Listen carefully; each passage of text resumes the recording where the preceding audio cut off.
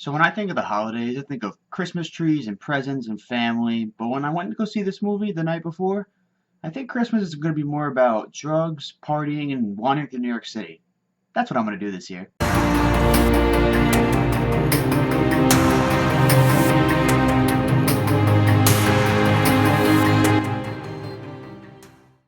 What's up, guys? Welcome to another episode of Fresh.View.Review. Tonight we're going to be taking a look at the movie The Night Before, starring Seth Rogen, Joseph Gordon-Levitt, and Anthony Mackie, and it's directed by Jonathan Levine. So essentially the plot of this movie is about three best friends who go out every Christmas Eve and celebrate together because Joseph Gordon-Levitt's character, his parents died when he was a kid, so now his two best friends get together with him every Christmas Eve and they go out and have all kinds of fun partying hijinks. And this night is no different, except it's the last one they're going to do forever. And essentially this makes it the best one because they're trying to get to the all ever greatest Christmas tradition, which is the Nutcracker Ball, this party that they've been trying to get to every year since they started this tradition. And now it is the final year that they finally get to go to it, and this is what the movie's about. So let's start by talking about the performances of this movie. Without Seth Rogen in it, I think it would have been just a good movie as opposed to being a very good movie. I think he definitely brought the comedy and was like the main focal point of the comedic stuff coming out of this movie. So I definitely think without him, it wouldn't have been as great. But definitely Anthony Mackie and Joseph Gordon-Levitt both brought their funny kind of parts to this movie and definitely brought their kind of spin and their kind of humor to it. Anthony Mackie, I've only seen him in Captain America and a little bit in Ant-Man, and he definitely was pretty funny in those movies, but this one gave him a little bit more range to work with in terms of a character, and I think we got to see a lot out of him. In terms of Joseph Gordon-Levitt's part, I don't know, I was expecting maybe just a little bit more out of him. He definitely played more of a serious friend because he was going through a little bit more in terms of the storyline, but I think he could have brought it in terms of funny and just being more comical. So now I want to touch upon a little bit of the supporting cast. We had Jillian Bell, who played Isaac's wife, Seth Rogen's wife. We also had Lizzie Kaplan, which played Joseph Gordon-Levitt's kind of love interest in the movie, and kind of like ex-girlfriend, kind of more than that. And then we also had Michael Shannon, who played Mr. Green. Now, if you think a little bit about this movie and what it's about, if you think about the name Mr. Green, you kind of get what kind of part he plays in this movie. So you kind of have to think about it a little bit, but definitely put your caps on for that one.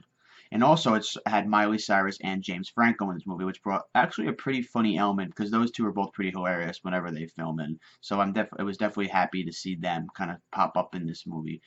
So Jillian Bell, definitely, we've seen her in 21 Jump Street, and she was kind of funny in that. She wasn't too, she definitely, I think, was funnier in that movie compared to this movie. This one, she tried to be too funny, I think. I think a lot of her jokes didn't really stick in comparison to those of like Seth Rogen and Anthony Mackie. Those jokes definitely did, while hers kind of just went over a lot of people's heads, especially in the theater where I didn't hear much laughter coming from her specific comments, but what are you going to do? She's not really the star of the movie. Also, Lizzie Kaplan definitely played a pretty good part in terms of a love interest. She was a little sketchy in terms of character development. It was really weird. She kind of was like here, and then went all the way up here, and then was back down here. It was interesting, but you have to see the movie yourself to kind of get what I'm talking about. In terms of Mr. Green, Michael Shannon, he definitely played a hilarious part. If you guys are familiar with some of his work, you're definitely going to enjoy what he brings to this movie, and the scenes with him are absolutely probably the best scenes in the movie. Alright guys, this gets down to the final part of the show where we're going to talk about the rants, the raves, and the reviews. Essentially, it's going to be the things I don't like, the things I do like, and then my overall kind of consensus of the movie, and then my review to you guys, whether you should go spend your money and kind of see it or not. So let's talk about it. So the rants, the things I didn't like about this movie. So there's very few things that I didn't like about this movie. To be honest, it was absolutely hilarious. It was the reason I wanted to go see this was to come out feeling good and happy and had a good time in this movie, and I did. It was honestly one of the first Christmas movies where I didn't think too much about Christmas. I mean, it was definitely the main part of the movie was Christmas because it was Christmas night. But when you're watching these guys getting into their hijinks, you really kind of forget about Christmas, and you really think like, wow, their Christmas kind of seems a little bit better than mine, even though theirs kind of has some bad things happening in it. It definitely seems like it's a lot more fun than what I'm doing, so it definitely puts a nice little spin on the Christmas story that we're all used to. Definitely the things I didn't really like about it were just essentially just Joseph Gordon-Levitt was just a little under par for me. He just didn't bring it in terms of his performance. He was funny. Seth Rogen was absolutely great. Anthony Mackie was great. The story was great. Definitely didn't fall asleep or not pay attention throughout any part of the movie. I had a great time watching it. But it was just him. I was just a little disappointed. He just didn't bring in enough for me, and I just think he could have played a better part in this movie compared to Seth Rogen, who really, really brought it. He really brought the funny, and I was happy about that. As for the raves, well, you guys have been hearing me talk about this movie the entire time, and most of it has been a rave. So really, what I did like about this movie, everything. Honestly, the best part about it, Seth Rogen. Seth Rogen made this movie. His comedy was great. His dialogue was great.